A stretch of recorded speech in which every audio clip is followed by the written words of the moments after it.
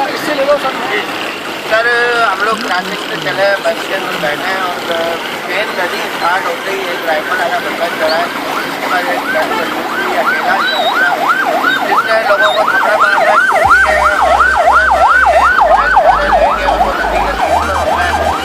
फिर इस हुकूमत का तो कोई काम नहीं है, हमारे जब नुकसान है हमारा जब मोबाइल चीज़ के लेना है। हम लोग नहीं बोलेंगे, हमारी सिक्योरिटी देखो, हमारी सिक्योरिटी देखो, ये पैकेट देखो, हमारे वाला अफसर जो भी आए सामान है हमारी, वो सारी मने के सारी अपना हालात के हिसाब से जो मने के लिए अपना